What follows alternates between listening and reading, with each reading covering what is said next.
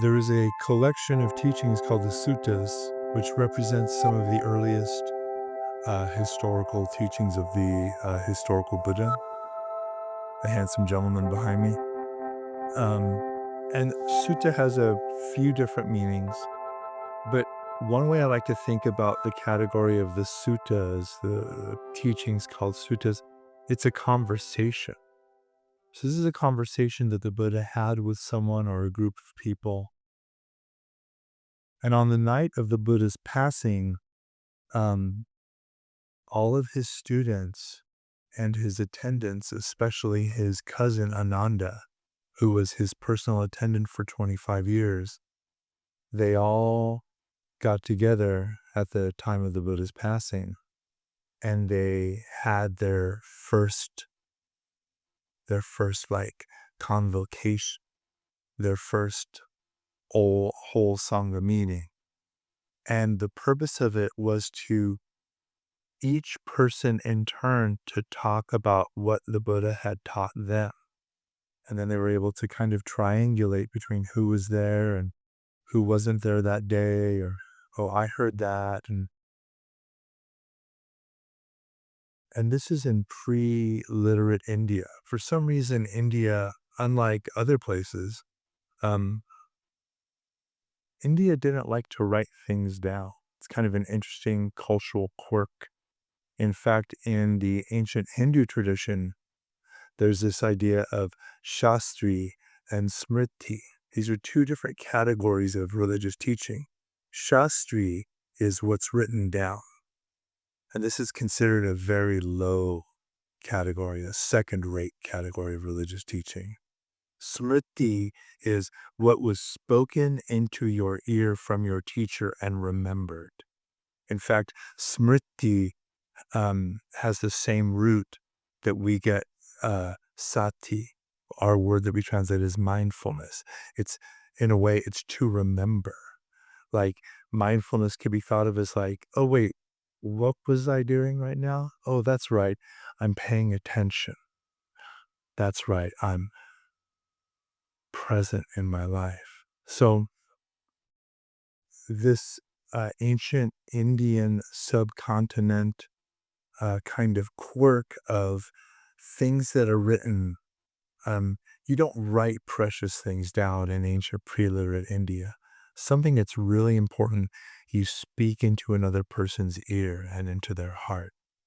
So you can imagine this group of, some sobbing, some crying, some laughing, some solemn students of the Buddha the very night of his passing, going around, what did he say to you? What did he say to you? What did he say to you? What did he say? And this is how the earliest strata of the teachings of the Buddha were kept, were held. And it was kept like this and memorized and taught and retaught and turned into kind of poems with mnemonic devices and um, held like this for hundreds of years, actually, until it was finally written down, until there was a sufficient cultural shift that it was finally written down in the Pali language. So, this is a teaching, this is a recording of a conversation from these suttas. This one is called the Dona Sutta because it's a conversation between this person Dona and the Buddha. And it goes a little something like this. Thus have I heard. That's how all the suttas begin, because it's something that someone heard. Thus have I heard. On one occasion, the Buddha was traveling along the highway between the cities of Ukata and Satavya. A Brahmin by the name of Dona was also traveling along the highway some distance behind the Blessed One. As Dona walked, he saw a strange and wonderful thing. He saw a 1,000-spoked wheel upon the Blessed One's footprint, with rims and hubs complete in all respects, and he thought, this is astounding and very strange. Surely these could not be the footprints of a human being, of an ordinary man. Brief note. In ancient mythological traditions of India, including Hinduism and Jainism, there's this idea, this concept that you can kind of extract a lot of meaning. You can kind of identify a lot of meaning and information based on the signs, marks, physiology, and even color of a person, just like we do nowadays, for better and for worse, right? In our global culture for a very long time now, we have been under the illusion that we can know something about someone based on what they look like, color of their skin, how tall or short, their facial features, etc. You can see how dangerous that can be. It was like that even then. Then the Buddha left the highway and sat down at the foot of a tree, folding his legs crosswise, straightening his body, and establishing mindfulness upon his breath. Tracking the Buddha's footprints, the Brahmin Dona saw him sitting at the foot of this tree, graceful, inspiring confidence, with peaceful faculties and peaceful mind. One who looked like he had attained to the highest taming and serenity of his heart, like a bull elephant with faculties utterly at rest. He was so impressed he approached the Buddha and said thus, "Excuse me, sir, could you be a god?" The Buddha, with his eyes still closed, said, "I would not be a god, Brahmin." "Could you be a demigod?" "I would not be a demigod, Brahmin." "Perhaps you are some kind of nature spirit, a guardian of this forest." "I would not be a nature spirit, Brahmin." "Well, then, you are some kind of man." "I would not be a man, Brahmin." Dona said, "Well, now I am deeply confused. When I ask you what manner of being you would be out of all the classes of beings that I know there to be in the world, you say you are none of them. What manner of being are you? What are you, sir?" And the Buddha said very calmly, very compassionately, "Brahman, listen to me. I have abandoned the mental formations, the fabrications and patterns of thought and mind by which I would become a deva. Sorry, I'll use the English. By which I would become a god, a demigod, a spirit, or a man. I have cut them off at the root, made them like palm stumps, abandoned these patterns of heart and mind so that they are no longer subject to future arising within me. Just as in nature, a blue, red, or white lotus flower, though born in the muddy water, grown through the muddy water, rises above the muddy water, and stands unsoiled by the muddy water. Even so, though I was born in the world, grown up in the world, I have overcome the world, and I dwell unsoiled by this world. Brahman, listen to me. Remember me as awake." Thus ends the Dona Sutta. Thus have I heard. Recap. A member of the priestly Hindu caste sees something strange, footprints bearing wheels. These wheel footprints have some kind of folkloric mythological relevance to this person, this Dona, this priest. And this symbolism is somehow adopted into Buddhist thought. In fact, this statue behind me is a very modern innovation. For the first few hundred years after the Buddha's passing, no actual figures, human figures of the Buddha were allowed. This was an innovation that was granted to the greater Buddhist world by our dear friends, the Greeks, the Hellenistic Greeks who lived in Afghanistan and the Hindu Kush, and in large quantities actually converted to Buddhism. But they said, we love your religion, but we see you don't have any nice statues of this wonderful Buddha person. We'll fix that for you. Look at this nice man. He's so handsome with his toga. And so this kind of tradition of figures of the Buddha. In fact, you can find in museums all over the world these beautiful Hellenic Greek statues of the Buddha with a toga and a mustache. And he's very handsome and strapping. Probably didn't look like that at all, but will forgive them because it's a nice statue. But for the first few hundred years after the Buddha's passing, the only icons, the only iconography or symbols of the historical Buddha that were, let's say, accepted by the greater Buddhist community were empty footprints where he once stood. So you would go somewhere where the Buddha taught, where he lived, and you would see a shrine with an empty space and two footprints with wheels upon the footprints. Maybe meaning on some level, wherever this man went, he took the dharma. He took the wheel of the law with him, and he preached. It's also, to me, very poignant to see the absence of this great man, the absence of the Buddha that I follow. So anyway, it's interesting in the story that it makes it into this conversation and then is immediately dropped. It never gets brought up again in the conversation. It's what attracts Dona to the Buddha, and the Buddha doesn't even address it, which makes me think maybe it was a cultural artifact that they just kind of slipped in there for effect. So Dona is attracted to the Buddha by this strange symbol that has religious relevance for him. He sees him from a distance. He looks like a man, but then he draws closer and he's like sitting in a way he's never seen anyone sit before. Something's going on for Dona. He's having some kind of experience. He's seeing someone breathing, sitting, resting in a way that maybe he's never seen. Someone who is utterly at peace from the bottoms of his feet to the top of his head. And of course, what is significant for the Buddha isn't what his feet look like, but how his mind is. Not what kind of category of being he might belong to in Hindu cosmology, but how his mind is. Dona asks the Buddha what to Dona is a very sensible question. What are you? And the Buddha immediately subverts his question and instead says how he is. I'm not even a man to your understanding of what a man would be. I'm awake.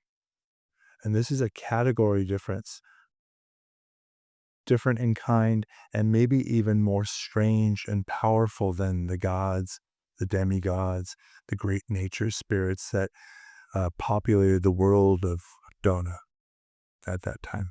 And why is the Buddha beyond all of Dona's categories, even a man?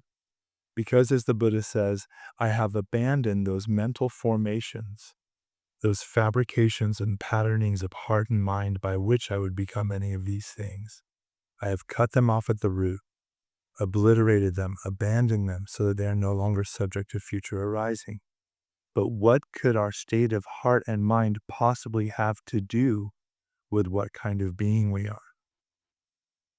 It is fundamental to the Buddha's teachings that whatever, and this is a quote, whatever one pursues with their thinking and pondering, thus becomes the inclination of their awareness. As a person thinks, so they become. This is absolutely the heart of the engine of the gradual step-by-step teaching that the Buddha offers his students and us. We have the power to gently, gradually cultivate this mind of peace, this heart of loving kindness.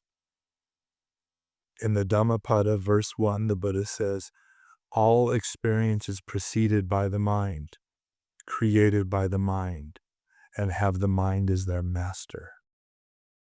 If one speaks or acts from a corrupted mind, suffering will follow, as the cartwheel follows the ox's hoof print. All experience is preceded by the mind, created by the mind, and have the mind as their master. If one speaks or acts with a pure mind, happiness will follow as an ever-present shadow that never leaves.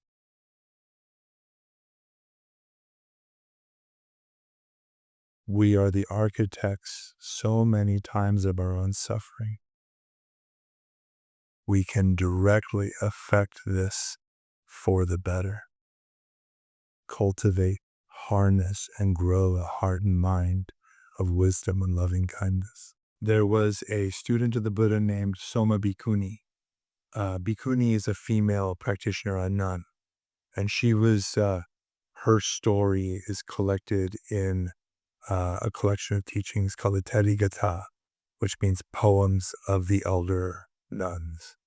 Teddy is a word for like a senior nun, and a gatha is a poem. Maybe for those students of the Venerable Thich Nhat Hanh, you've maybe heard some of his gathas, his poems. So in this collection called the Therigatha, this Soma Bhikkhuni relates her awakening experience. Soma Bhikkhuni is making great progress. She's really digging deep and really and if you know that when you actually make space for whatever is present in your heart, it's all gonna come up. It's all gotta come out sometime, right? So Soma Bhikkhuni finds a secluded forest glade for practice, and then her Mara, her kind of personified internalized misogyny. You can imagine what kind of misogynistic, deeply chauvinistic culture India of 2,600 years ago was, right? Just think of our own shared culture. Okay. So she's sitting there in this deep, peaceful forest glade, dredging up these deep emotional wounds, this trauma, this material, psychological material. And a voice comes up in her head, this social conditioning. The voice in her head says, you're a woman, only a woman. What woman thinks they can attain to the supreme unbinding?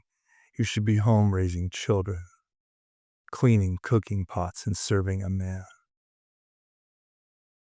Rather than collapsing and clinging to this critique, this internalized social conditioning, rather than pushing it away and activating, going to full aversion. And rather than either of these two extremes, Soma Bhikkhuni, the wise Soma Bhikkhuni, just rests.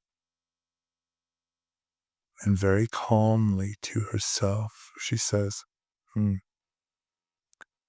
what does being a woman matter at all when my heart mind is unified, when my knowledge flows on steadily as I see deeper and deeper into truth? Now, one to whom the thought would occur, I'm a man, or I'm a woman, or I'm anything at all, that one is fit for Mara to address. That one is fit to fall into illusion, but not me. And the story goes,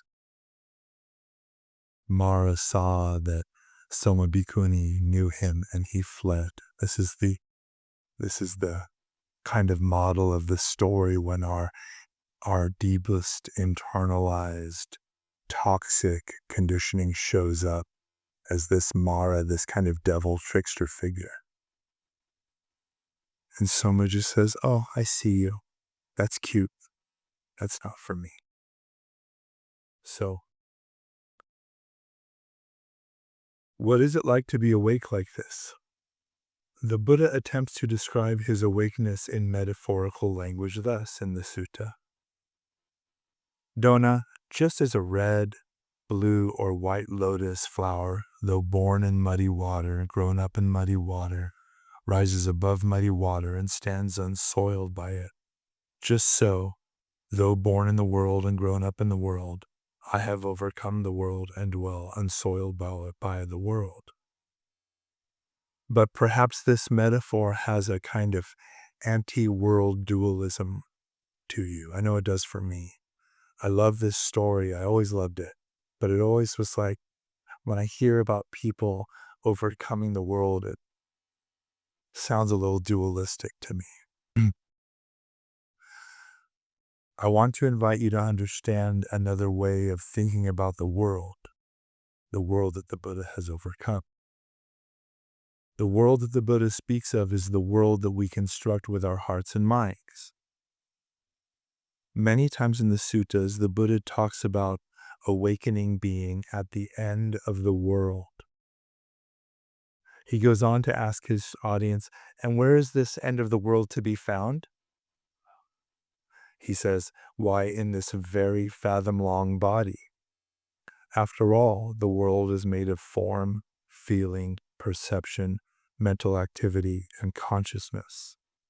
The constant, compulsive, habitual fabrication of world other, of self other, this dualizing construction that I do all the time. I look out through my senses and I see a world out there. There's no world out there. The only world I could ever experience is in there. The end of the world. The end of the world is what happens when I stop making the world.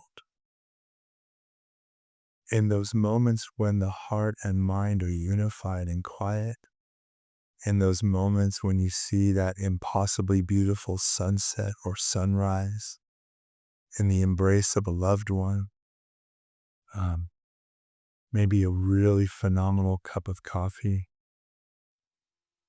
There's all these little hints when we come fully into the body, when we enter into some kind of rapture and we come back to our senses.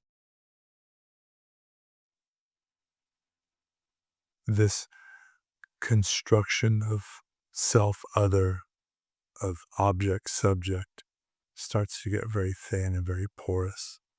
And it allows us to participate in a much lighter and freer way in this world.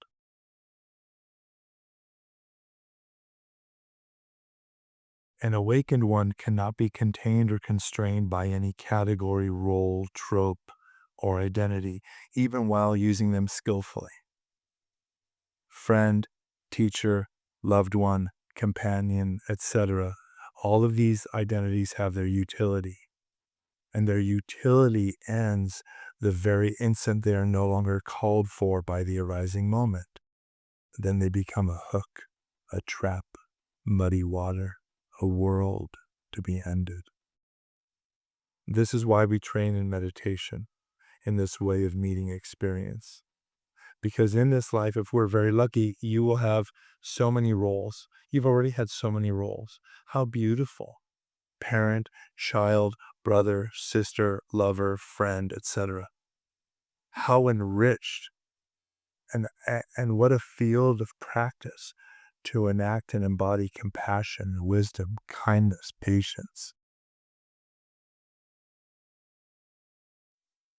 By finding our home, not in the role, but just behind it, on that naked, raw, ambiguous edge, that open, boundless, empty place that is the field in which any role can arise and pass away, like each breath. That is the way we are able to participate fully in this world and also drop it at any point, so that we may break our habit of constructing a self from personal, cultural, social, mental, or physiological artifacts and come again to rest in the moment, in this now, in this now. In the eternal question, How am I right now? And that's why when we sit, there's countless techniques, but they all begin with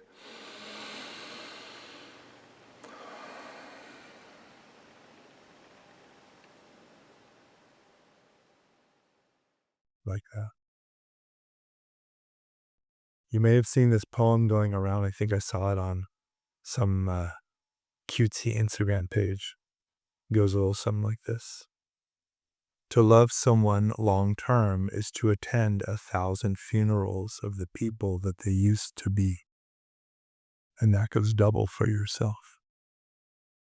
If you're lucky, if you're very lucky, you will die 100,000 times in your life and be reborn again and again and again and again. Awake, open, and available to experience. Hi, I'm Jokai with Long Beach Meditation. Your gracious generosity make these programs possible.